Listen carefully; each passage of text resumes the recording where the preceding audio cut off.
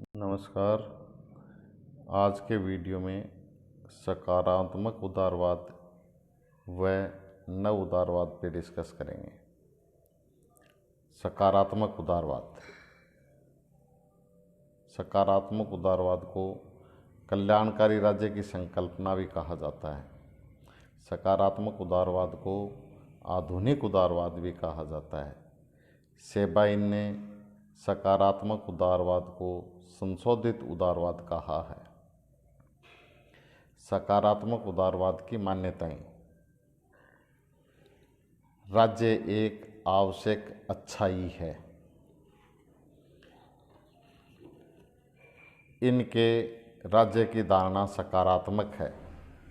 राज्य के दो कार्य हैं, अनिवार्य कार्य विधि व्यवस्था व सैन्य व्यवस्था का संचालन, और दूसरे कार्य हैं ऐच्छिक कार्य, राज्य द्वारा किए गए सामाजिक कल्याण के उपाय, जैसे चिकित्सा व्यवस्था, स्वास्थ्य व्यवस्था, प्राथमिक शिक्षा, गरीबी निवारण, वृद्धों को पेंशन आदि। राज्य स्वतंत्रता में बाधक न होकर सहायक होता है। सकारात्मक स्वतंत्रता की संकल्पना।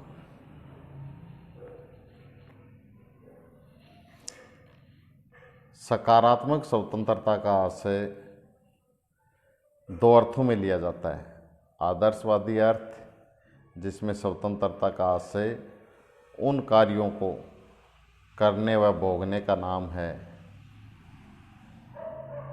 जो करने व भोगने योग्य हैं, ग्रीन के अनुसार, टीएच ग्रीन के अनुसार। और दूसरा अर्थ है उन सामाजिक परिस्थितियों से लिया जाता है जो व्यक्ति को स्वतंत्र होने में सहायता करते हैं।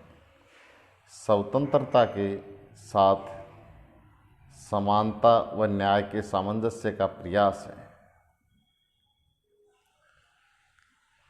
प्रतिबंधों के अंतर्गत स्वतंत्रता है। अर्थव्यवस्था में राज्य द्वारा हस्तक्षेप की मान्यता। सकारात्मक उदारवाद अहस्तक्षेपवादी राज्य की धारणा का खंडन करते हैं। सकारात्मक उदारवाद की अवधारणा के प्रमुख मान्यताकार हैं जे.एस. मिल। इन्हें सकारात्मक उदारवाद का पिता व कल्याणकारी राज्य का जन्मदाता कहा जाता है। जे.एस. मिल ने शास्त्रीय उदारवाद का संशोधन किया। कल्याणकारी राज्य की सबसे बेहतर व व्यवस्थित व्याख्या टीएच ग्रीन ने की, जिन्होंने नकारात्मक उदारवाद का आदर्शवादी आधार पर संशोधन किया। सकारात्मक उदारवाद तथा कल्याणकारी राज्य की संकल्पना को किन्सवाद भी कहा जाता है। जे.एम. किन्स के आर्थिक सिद्धांतों पर सकारात्मक उदारवाद निर्भर है। जॉन गैल्ब्रेथ ने सकारात्मक उदारवाद में अपना योगदान दिया। R H. Tawney, Laski, Titmuss, Chamberlain, MacIver, A J. Hobson, Hobhouse आदि विचारकों ने भी सकारात्मक उदारवाद का समर्थन किया है। कल्याणकारी राज्य शब्द का प्रयोग सर्वप्रथम आर्क बिशप टेम्पल ने किया। इनकी पुस्तक का नाम था सिटीजन एंड चर्चमैन। ब्रिटेन में कल्याणकारी राज्य की आधारशिला बेब्रिज रिपोर्ट में देखी जाती है, जो 1942 में आई थी। इस रिपोर्ट में मुख्य रूप में 5 समस्याओं को हटाने पर बल दिया गया। नंबर 1 अभाव, नंबर 2 अज्ञान, नंबर 3 आलस्य, नंबर 4 गंदगी, नंबर 5 बीमारी। सेबाइन के अनुसार सकारात्मक उदारवाद को एक शब्द में लोकतंत्र कहा जा सकता है। अगला है नव उदारवाद। नव उदारवाद के अनुसार राज्य एक आवश्यक बुराई है।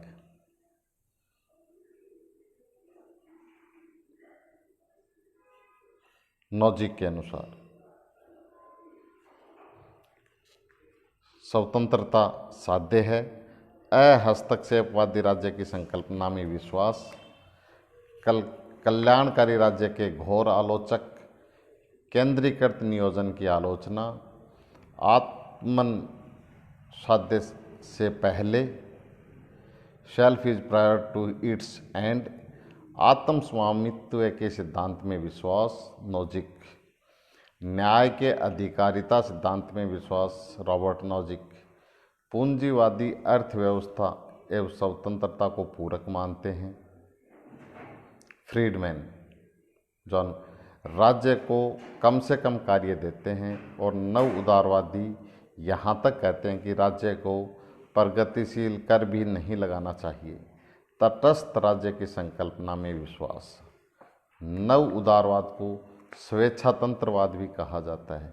फ्रीडमैन, हायेक, नॉजिक और आइजा बर्लिन।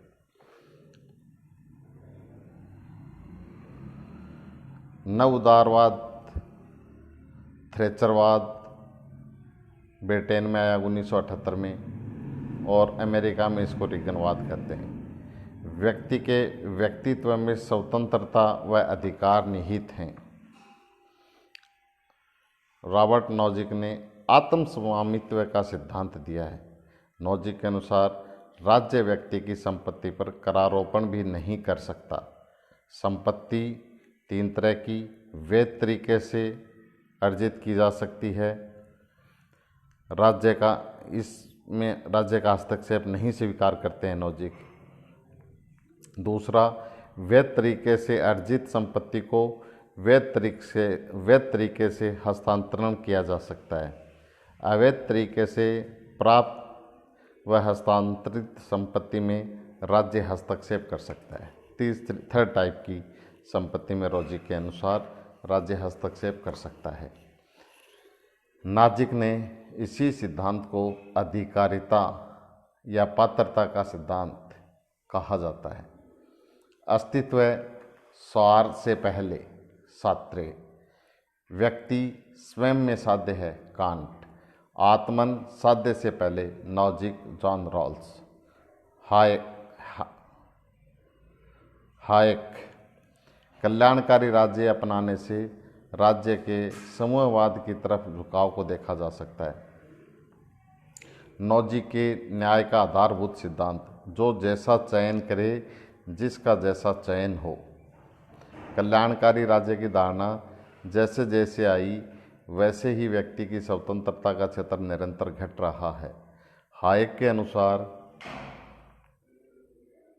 राज्य व्यक्ति की सहायता तो कर सकता है, लेकिन यह सहायता न्याय के नाम पर नहीं बल्कि दुर्भाग्य के नाम पर प्रदान की जाएगी। हायेक ने केंद्रीयकृत नियोजन का कड़ा विरोध किया है। हायेक के अनुसार राज्य के बढ़ने से नौकरशाही बढ़ती है, जिसके फलस्वरूप नौकरशाही को ज़्यादा लाभ समाज में प्राप्त हुआ है। फ्रीडमैन पूंजीवादी अर्थव्यवस्था व स्वतंत्रता दोनों एक दूसरे की पूरक हैं। नकारात्मक रूप में केंद्रीकृत शासन प्रणाली व साम्यवादी शासन प्रणाली में स्वतंत्रता या लोकतंत्र नहीं पाया जाता है। राज्य की धारणा को नकारात्मक मानते हैं और स्वतंत्रता की नकारात्मक धारणा का समर्थन करते हैं। थैंक्स। शेष अगले वीडियो में।